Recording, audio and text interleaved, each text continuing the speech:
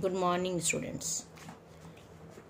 कल हमने आव्यूह में इंट्रोडक्शन लिया था और उसके प्रकार पढ़े थे।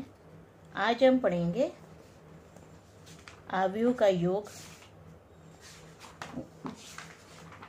गुणा, माइनस, ये सब पढ़ेंगे आज। चलो हम देखते हैं आव्यूह का योग।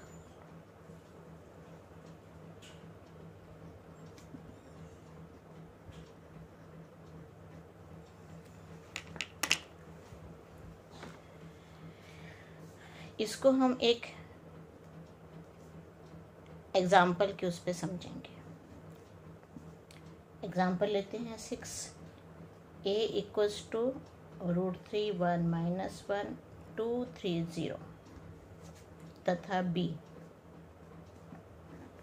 2 √5 1 - 2 3 1/2। तो a प्लस b ज्ञात करना है, ज्ञात कीजिए। योग के लिए एक कंडीशन, एक शर्त होनी जरूरी है कि दोनों अवयवों में समान कोटि होनी चाहिए। जितनी रोज हैं वो दोनों में सेम रोज होनी चाहिए और कॉलम भी दोनों में सेम होने चाहिए। अब एक पंक्ति ये है, एक पंक्ति ये है, दो पंक्तियां हो गई। इसमें भी दो पंक्तियां, इसमें 3 कॉलम, इसमें भी 3 कॉलम हैं। अब हम लिखेंगे, इसका हल शुरू करते हैं। क्योंकि A तथा B समान कोटि क्या है इसकी, 2 × 3 वाले अवयव हैं, अतः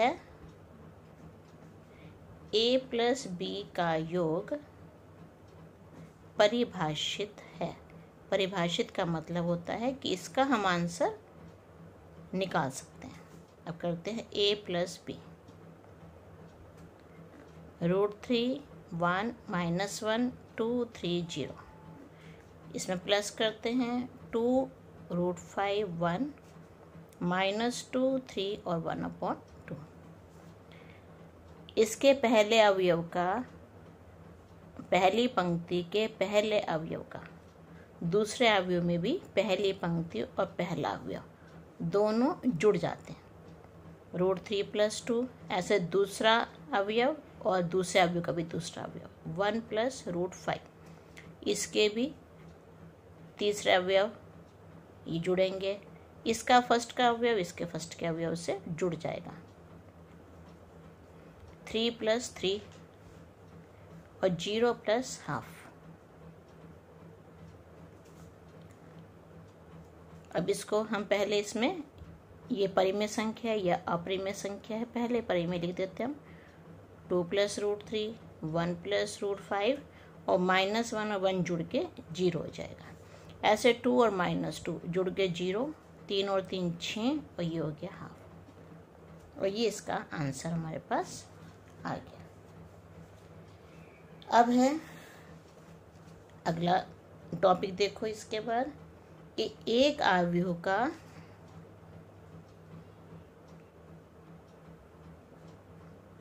एक अदिश से गुणन।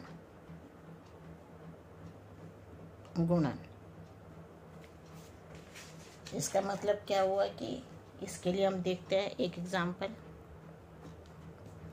जैसे हमारे पास A कोई अवयव है 3 1 1.5 √5 7 - 3 and 2 0 5, ये अवयव है। ये तो एक अवयव हो गया A। अब ये अदिश कोई नंबर है हमारे पास 3। तो अब हमने करना है कि अवयव का अदिश से गुणन। तो 3 × A, तो ये हो गया 3 या इंटू का साइन लगा तो 1 1.5 √5 7 - 3 2 0 5। अब मल्टीप्लाई का साइन बीच में से, इसको हम सिंपल ऐसे भी लिख सकते हैं। अब जो ये 3 गुणा होता है, तो ये अंदर के हर एक अवयव से गुणा होता है। 3 3 दा 9, 3 1 दा 3, 1.5 को 3 से करेंगे तो 4.5, 3√5, 3 को 7 से करो 21, 3 को -3 से करो -9, 3 2 दा 6, 3 0 दा 0 और 3 को 5 से करेंगे 15। ये इसका आंसर है। तो बाहर जो भी कोई नंबर होता है उसके अंदर हर एक अवयव से गुणा होती है। अब इसके बाद है ऋण अवयव, अवयव का ऋण अवयव।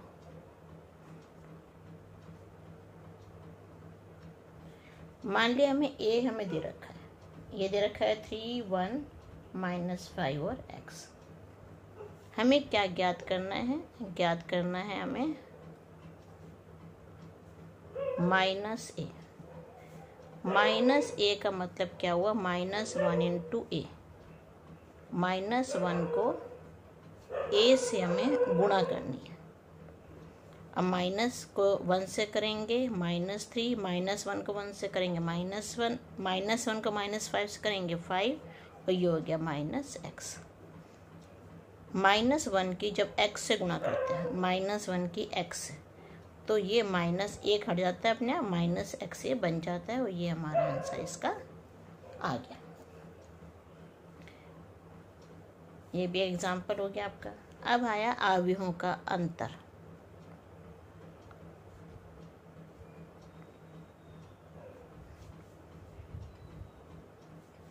ये है एग्जाम्पल 7 आपका। हमें 2 अवयव दिए हुए हैं, a = 1 2 3, 2 3 1। एक हमें b दिया हुआ है 3 -1 3 -1 0 और 2, ये हमें दिए हुए हैं। तो हमें ज्ञात क्या करना है? 2a - b, ये हमें ज्ञात करना है। इसका हम हल शुरू करते हैं। 2a - b, 2 a की जगह हम ये पूरा अवयव, पूरी मैट्रिक्स हम ये रख देंगे 2 3 1 माइनस b की जगह हम ये पूरी मैट्रिक्स रख देंगे -1 0 2। अब 2 की गुणा हमारी इससे होगी, इसके हर एक नंबर से इसके गुणा होगी। तो ये हो गया 2 4 6, 2 की 1 से करी 2 आया, 2 की 2 से करी 4 आया, 2 की 3 से करी 6 आया, 2 की 2 से करो 4, 2 की 3 से करनी है 6 और 2 की 1 से करनी है 2, माइनस यहाँ बाहर 3 -1 3 -1 0 2। अब हमें माइनस करना है, तो माइनस कैसे होगा? पहला पहले से माइनस, 2 -3 4 -1 6 -3। संगत अवयव हमेशा माइनस या प्लस होते हैं।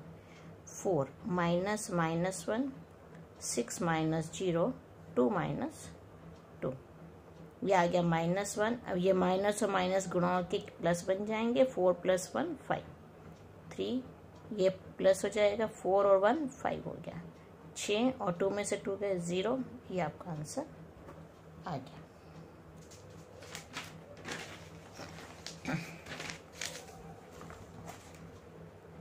इसके बाद है अवयवों का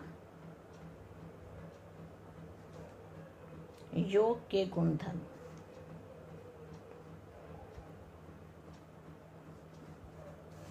पहला होता है कि क्रम विनिमय नियम,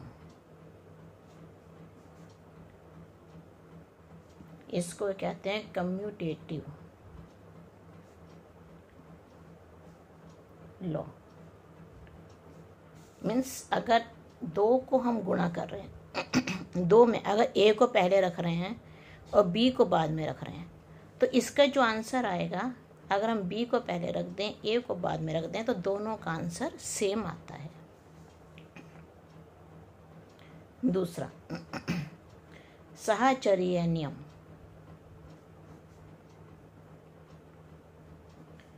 एसोसिएटिव लॉ।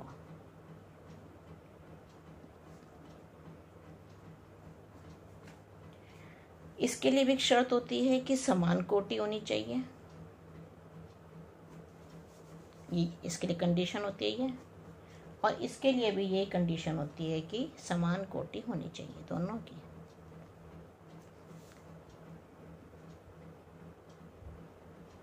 ए प्लस बी प्लस सी, अगर हम ए को पहले रखें, बी को उसके बाद रखें, दोनों को एक ब्रैकेट में योग करें और फिर सी के साथ उनका योग करें, तो जो इसका आंसर आएगा वो इसके आंसर के इक्वल होगा, चाहे हम बी और सी को इकट्ठा ही ब्रैकेट में रख लें और ए को अलग रख लें, लेकिन दोनों का आंसर सेम आएगा। तीसरा है योग के तत्समक, तत्समक कहते हैं आइडेंटिटी का अस्तित्व।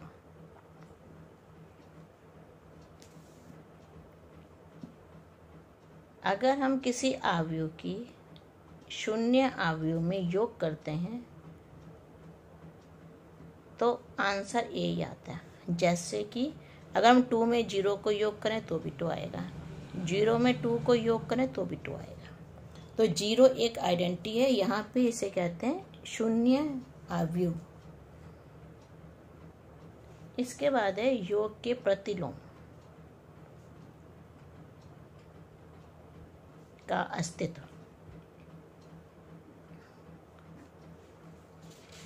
प्रतिलोम होता है इनवर्स, मतलब ए को अगर हम माइनस ए में जोड़ें तो शून्य अवयव आता है, और माइनस ए को ए में जोड़ दें तो भी शून्य अवयव। इसे कहते हैं शून्य अवयव, जो कल तुम्हें ये मैंने बताया था। अब है एग्जाम्पल 8, हमें दे रखा है यदि a इक्वल्स टू 8 0 4 -2 3 6 और b हमें दिया हुआ है 2 - 2